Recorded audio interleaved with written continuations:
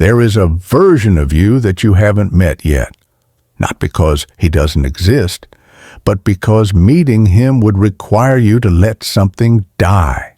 He is not loud. He doesn't seek approval. He doesn't explain himself. He wakes up when the alarm rings. He shows up when it's uncomfortable. He moves forward when everything inside says, wait. If you met him today, you wouldn't recognize him. You might even fear him, because he is everything your excuses cannot survive. So the real question isn't who he is. The question is, why are you still avoiding him? Is it because you're not ready? Or because you're still emotionally attached to the weaker version of yourself? The one who delays, the one who negotiates, the one who needs motivation, validation, and perfect conditions. You say you want change, but your actions still bow to comfort, and comfort is the most expensive addiction there is. Most people don't fail because they're incapable. They fail because they're waiting to feel ready. They wait for motivation. They wait for clarity. They wait for the right mood. But motivation is unreliable. It shows up when it wants to, and it disappears the moment discipline is required. The disciplined version of you doesn't ask how he feels. He asks one question only: what needs to be done? And then he does it.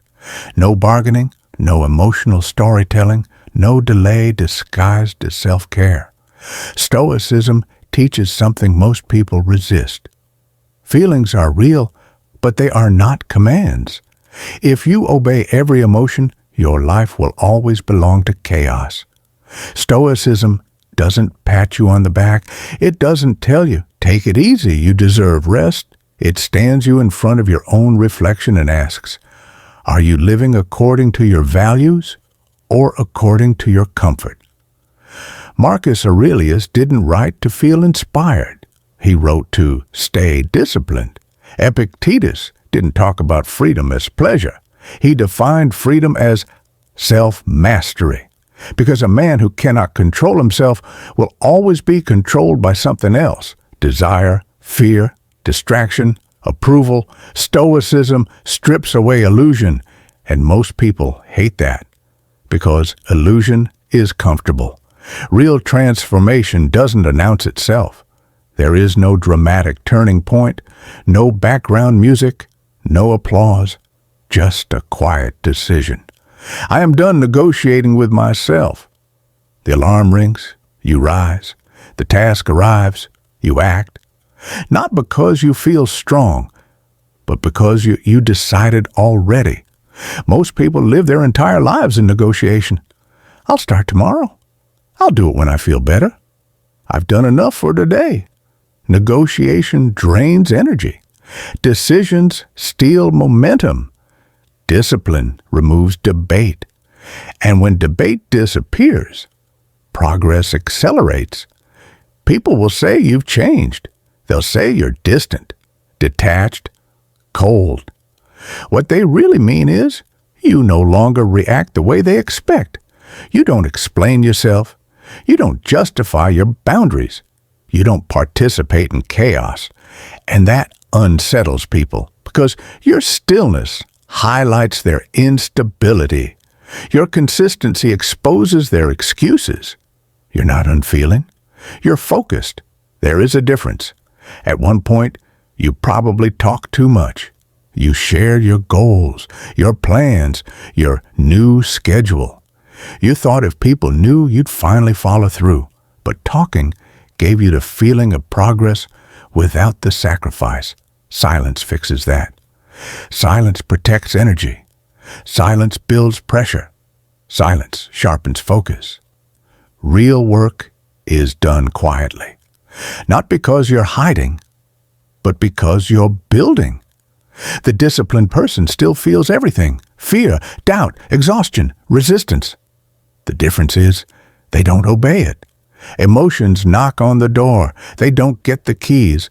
Most people confuse listening to emotions with being honest, but honesty without structure becomes indulgence. Sometimes Self-respect means saying no to yourself. Discipline is not intensity. It's repetition. Doing the right thing again and again and again. Even when it's boring. Especially when it's boring. Every repeated action is a vote. Over time, you stop trying to be disciplined. You become disciplined. Identity is not claimed. It's earned. Low standards feel easy, but they're heavy. Because every broken promise adds weight to your mind.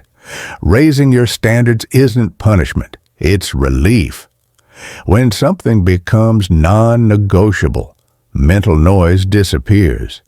You stop asking if. You already decided, and decision creates peace.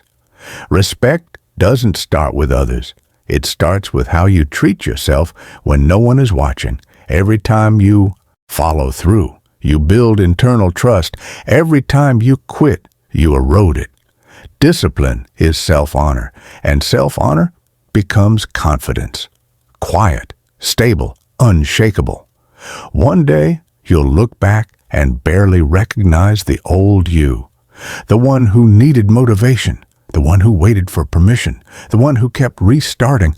That version didn't die suddenly. He faded, starved by consistency, replaced by structure. And what remains is someone solid, someone reliable, someone free. Not because life got easy, but because you got disciplined. You don't need more time. You need more truth. The disciplined version of you is not a fantasy. He is what remains when excuses lose oxygen. So take one step, then another, and stop waiting to feel ready. Because readiness is irrelevant once discipline becomes identity.